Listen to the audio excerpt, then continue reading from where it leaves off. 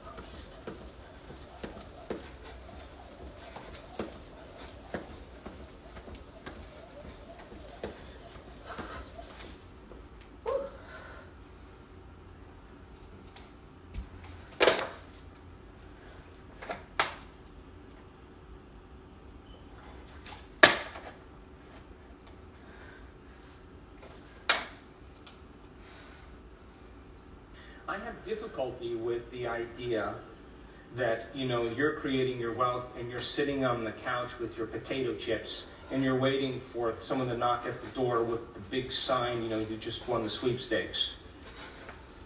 Listen, once you create and you move into a state of being, if you're not making choices equal to that state of being, then you doubt in your creation. Come on, you with me? But when you are in that future and you are making choices, you are stepping into the unknown. And you're more alive in that moment than you've ever been. And you want to create because you know that if you stop, you're going to lose the magic. How many people are with me? So then you have a vision. You're revisiting that vision every day. You're coming out of your resting state with a level of inspiration and energy. You're in a state of gratitude because you've experienced it enough times that your energy has changed and your body is beginning to believe that the event has already occurred, because gratitude's emotional signature means it has already happened. Are you with me? And you're aligning your behaviors with your intentions, and you're making choices to not do the same things every day? Yes? So then now I want you to think of a time in your life where you decided to do something and you didn't do it. What happened then? How about you didn't have a vision? Like you lost sight of the vision. Why did you lose sight of the vision? Oh no, it's not that. You lost sight of the vision because other people were more important. Your problems got in the way. You know, you got busy, you got emotional. You know, life got in the way, and that you put your attention on your problems in your past instead of on your future every day. And the moment you got caught up in the emotions of life and the experiences in your environment, those emotions clouded your vision. Would you agree? And would you agree you never got your behaviors to match your intention? You never came out of your resting state because you didn't believe it was going to happen. And you didn't believe it was going to happen because you never selected a possibility and revisited every day until your body began to respond to a new mind. How many people are with me? And so then what happened was you settled for mediocrity, and you settled for what you have, and you were defined by your past instead of your future. You with me still? Yep. So then every single cell of your body is spying on your brain all the time. They are. And you're the leader. You with me? And so if I were to sit down and I were to stand up fake standing up 9 out of 10 times, and the one time that I decide to stand up, my brain has already knows when I'm going to stand up. It already knows, it's precognitive enough to know the moment I'm going to stand up, and it already knows the choice on which one of those 10 times I'm going to stand up. Because the body's got to make a certain amount of adrenaline so you keep the same volume of blood going to your brain so you don't pass out. You with me? So your body is observing. It's already precognitive, and it's already paying attention to all your thoughts, and it's already preparing you before you're aware of what you're going to choose. You with me? So then, if you're sitting on the couch with the remote control, and you have your computer over there, and your smartphone over here, and your popcorn over here, and you're channel surfing, and you're checking your Facebook, and you're checking your texts, and you got all this going on, and you say, I think I'm going to change tomorrow. Now, what is your body, the precognitive body, observing? What is it knowing in that moment? What is it observing? Relax. He's lying to himself again. Nothing's going to happen. Do you know what I'm talking about, yes? But you remember that moment where you made a decision and the hair on the back of your neck stood up and you said, I don't care what's going on in my life or what people think, environment. I don't care how I feel, body. And I don't care how long it takes, time. I'm going to do this. And all of a sudden, you felt lifted in that moment. That decision in that moment rewrote the program. Literally in that moment. And your body responded to a new mind. And if every day you could revisit that level of energy, you are broadcasting a new signature into the quantum field. Because last night we said thoughts are the electrical charge in the quantum field and feelings are the magnetic charge. And how you think and how you feel broadcasts an electromagnetic signature that influences every single atom in your life. So if the thought sends the signal out and the feeling draws the event back, then the moment you move into a new state of being, because a state of being is how you think and feel, that elevated state of being now is a signal in the field that says, this is what I want to experience. And so then by you revisiting that vision every single day, you leave the details up to the greater mind. Now, isn't that fun? Poke the person next to you, please. Look, this was the hardest part for me. I mean, I was raised by Italian parents. My father was an immigrant, and I was raised as a doer. And when I began to realize that the creative process is a very delicate balance between intention and surrender, that I have to get out of the way for something greater to take over. When I stopped meddling in the details and forcing the outcome, that's when the magic started happening. You with me? So then, there is a scientific study of tickling, You can't be tickled if you know where you're going to be tickled and when. So allow the quantum field to tickle you. Leave the details up to it and organize it in a way that surprises you. And that surprise, then, the brain learns by mistakes, and the brain learns by surprises. So when the event surprises you, when it shows up in your life in a way that you haven't thought of, that means then the field is responding to your intention. And all of a sudden, you're smiling with this big grin on your face. The event is you're in the presence of that experience. You will look back at your entire life, and you will not want to change anything because it brought you to this moment. And the moment you are in that place, that's when your past rolls up into the present. You wouldn't want to change a hair on a person's head. You wouldn't want to judge anybody. It all makes sense because it brings you to that present moment, and that's called the natural state of being. To better understand Dr. Joe Dispenza's teachings, check out his audiobooks and meditations for free by signing up for Audible's 1-month free trial. Use the link in the description or comments below. You will not be charged during the trial, and you can cancel anytime you want.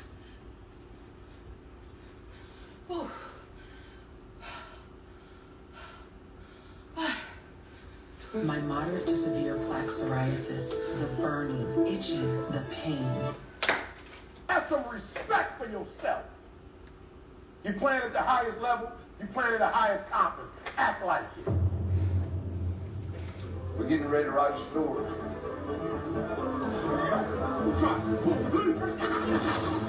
And your children and your friends and your moms and dads, all of them, they're going to read this book with us. No more blaming your parents. No more blaming where you're from. No more, it stops with you. You are sitting here with all the resources you need. And all you have to do is make the most of the opportunity that you have, and you can change the trajectory of your family, everything. You didn't get here by accident, contrary to popular belief. You didn't get here by accident. Somebody recruited you. Somebody thought that you could help this program do what? Somebody talked back to me. Somebody recruited you and put their life on the line, their kids' life on the line, their house on the line, their paycheck on the line. Because they thought you could help them do what? Act like it. Forget what your first priority is. I don't care how much you get paid. I don't care how much people like you. I don't care how much you feel good. You came here to win. You ain't come here for no other reason. You ain't come here to win no jersey. Somebody recruited you to win. They recruited you to do what? They recruited you to do what? They act like it. A man give you an opportunity, the worst thing you can do is spit on it. A man give you an opportunity, the worst thing you can do is smoke weed on it, drink on it, party on it. That ain't what they gave this opportunity to you for. Somebody's family on the line. If it don't work out, somebody got to pack up their stuff in a U-Haul and get to go. Somebody's kids got to get in another school. Somebody got to break up their friendships. Somebody's playing. This is about we here to win. We here to what? We here to what? And they count on you to do it. I ain't lacing them up. They ain't counting on me to win. They counting on you to win. I didn't always do this. I was born a leader. But I was scared to lead. Does that make sense? I'm guaranteeing you 6 off the rip if leaders would lead. Because the very thing you just said you're struggling with, other teams are struggling with that. One of the ways you catch up is you look for the gaps. The leader stepping up and leading and saying, yo, here go the standards. Number 1, I need my leaders lead. Leaders lead. I don't care if they cry. Lead. I don't care if they don't like you. Lead. It doesn't matter how they feel. Lead. Because either you scared of them or you scared of that record at the end of the year. As grown men say, When we walk out there as one, the man who walks in the arena as a winner usually walks out of the arena as a winner. Some of y'all still worried about what the analysts say about you.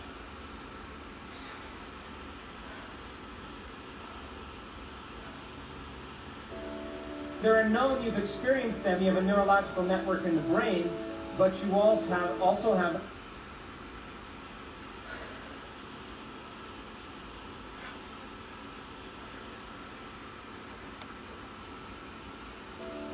They're known, you've experienced them, you have a neurological network in the brain, but you also have an emotion associated to them, yes or no? And the stronger the emotion that you have to any one of these elements that define your identity in your three-dimensional reality, the more you pay attention to them, yes or no? Hello? So then if where you place your attention is where you place your energy. So then if you're using your enemy to reaffirm your conditioning to hatred, then you're giving your power away, your creative energy, in the form of hatred to that enemy, and you are bound by an invisible field of energy that keeps you bound or connected to that person in your life. Yes or no? And if you're using your boss to reaffirm your conditioning to judgment, then you are bound by an invisible field of energy that's keeping you connected to that person. Yes or no? Because you're giving them your attention. Yes or no? And if you're using your ex to reaffirm some conditioning to the emotion of resentment, then you're giving your power away to your ex that you could be using to create a new future. In other words, how much of your creative energy is tied up in resentment that you could be using to divine your destiny? Are you with me still? And then, of course, you have those ethnic parents, and you just need a little guilt to reaffirm your conditioning to your parents, yes or no? And then, your best friend, the one that just gets you. That one. Because they've experienced the same things in their life, and you are bound by an invisible field of energy that keeps you connected to them based on suffering, yes or no? And the more you suffer, the more you pay attention to them, and your energy is commingled to everything known in your life. And if you use your finances to reaffirm your conditioning to lack, or Facebook to insecurity, like nobody liked you that day, then all of your energy is bound because emotions are energy in motion. And so the stronger the emotion that you feel, the more you pay attention to these things in your life, the more your energy is commingled to all these elements. Yes or no? All right, here's an atom. This atom goes on quantummatch.com, finds another atom and says, hey, listen, I really like your energy. And the other one says, I really like your particles. Let's get together. And so they get together and they start bonding and they start exchanging information. And they're bound by an invisible field of energy that's holding them together. You can't see it, but it's holding them together. They're bonded, yes or no? All right, so then here's somebody in your life, it doesn't have to be you, that just loves to suffer and feel guilt. And they think and feel that way, and then they have their best friend who also suffers and feels a lot of guilt. And because they've shared the same experiences in their life, they share the same emotions. And if they share the same emotions, they share the same energy, and they can exchange information because they understand each other, and they're bound by an invisible field of energy that keeps them connected to that person. Yes or no? So then, what does it take to separate these two atoms? Energy, yes or no? But it would have to be an energy that's greater than the energy that's holding them together. Yes or no? So then in order for you to break free from the chains that keep you energetically bound to everyone and everything in your life, you're going to have to execute a greater level of energy than the energy of guilt that's holding it together. Yes or no? The energy of pain, yes or no? And you can't have energy without awareness or consciousness, which means you're going to have to become conscious when you're unconscious, and that's going to take an enormous amount of energy. Yes or no? So you're sitting in your meditation, and your body is raging. And it says, come on, Juanito, just a little bit of suffering today, come on. To better understand Dr. Joe Dispenza's teachings, check out his audiobooks and meditations for free by signing up for Audible's 1-month free trial. Use the link in the description or comments below. You will not be charged during the trial, and you can cancel anytime you want. And you're sitting there and you keep lowering the volume to that emotion. And as you lower the volume to that emotion and you're working with the body, this is a sign of a good meditation.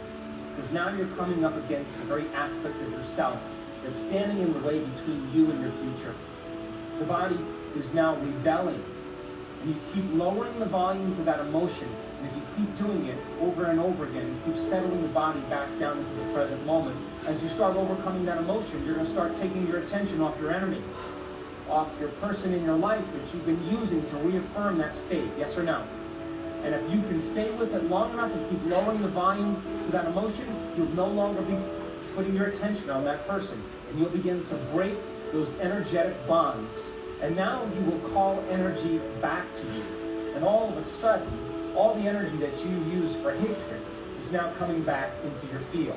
All the energy that you've been using for judgment is all of a sudden free. And now you are taking your power back from that person or that condition, and you start building your own electromagnetic field. And now you do have energy to create a new future. How many people understand? Are any of these things bad? No, I have all of these things. But if you can't get beyond them, they own you. You are possessed by your possessions. If you can't get beyond them, then they're controlling your feelings and your thoughts. And your life will stay the same. Yes or no? And people come up to me and they say, Dr. Joe, I lost my job. I'm filing for bankruptcy. My hard drive on my computer crashed. Somebody stole my phone. Someone disliked me on Facebook. My enemy died. My ex is talking to me. I always say to them, look how much creative energy you now have to design and invest in. And you know, for the soul, who's eternal, sometimes it's going to shake all of this up to wake us up, yes or no? It has to get back to that point where you can't hold on to any of these things, where you have all this liberated energy, and you have to create order out of that disorder. And that's brain and heart coherence. Are you going to be still? So then, all of this creative energy coming back to you as you take your attention off all these people and conditions in your life, it makes sense then there's no longer a vibrational match between you and any of those elements. And as a side effect of that, some of those things are going to fall away. They're just going to move out. They're going to fall apart. Don't try to fix them. Let them go. You understand? I have had friends in this work that, you know, vice presidents of universities that said, hey, I'd love to come to your event. They come 2 weeks later, they get fired from the post, and they're the most beloved person in the whole university. And say, hey, am I doing this wrong? And I say, did you really like your job? Well, I did, but, you know, this was kind of routine. And I say, keep going. Don't take it personally, keep creating. A few months, falls in love, gets married, gets a new job, moves to a new place, vice president of a bigger university. Now the university that fired him asked him who to be the president. He asked me to write the recommendation. I mean, he's in a whole new life. You understand? And he just let go of what was no longer consistent with his energy. He was at a different energy. Does that make sense? So then as you go from a narrow focus to a broad focus, and you start sensing space, sensing the blackness, just like you did last night, the act of creating a divergent focus and tuning into that field, and just sensing and not thinking and analyzing means you're no longer going to be activating these circuits in your brain. Yes or no? Hello?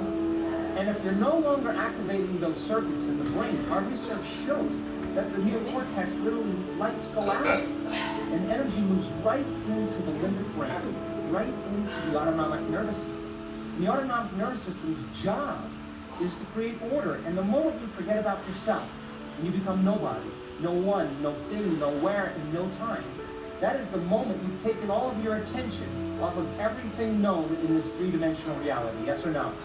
And now if you take your attention off the known and off the three-dimensional reality, you're no longer your identity that's associated with your three-dimensional world, yes or no? And the memory bank of the known self, the autobiographical reflection of your outer environment as you slow your brainwave down, causes you to no longer invest your attention and energy in this three-dimensional reality, in the known, and you start investing your attention and energy into the unknown. Are you with me still? And where you place your attention is where you place your... And now, all of a sudden, the autonomic nervous system starts to lock into a greater frequency. And its job is to create order. The moment you forget about yourself, the autonomic nervous system says, she's gone. To better understand Dr. Joe Dispenza's teachings, check out his audiobooks and meditations for free by signing up for Audible's 1-month free trial. Use the link in the description or comments below. You will not be charged during the trial, and you can cancel anytime you want.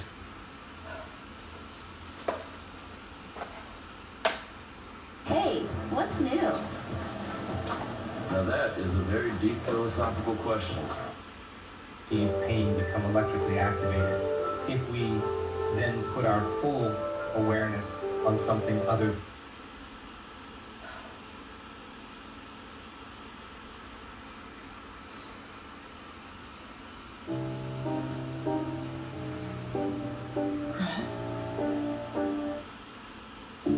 When they start feeling gratitude, it's very interesting because the emotional signature of gratitude is that something wonderful just happened to you.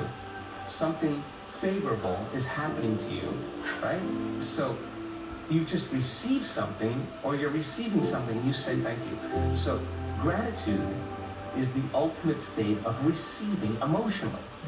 So when you move into a state of gratitude and you open your heart, you will accept, believe, and surrender to the thoughts equal to that emotional state, and you'll program your autonomic nervous system into a different destiny. You could say, I'm healthy, I'm healthy, I'm healthy, I'm wealthy, I'm wealthy, I'm wealthy, I'm wealthy, I'm free, I'm free, I'm free, and your body is conditioned into misery and saying, no, you're not. And that thought stops right at the brainstem. It never makes it to the body because the body is on a different program.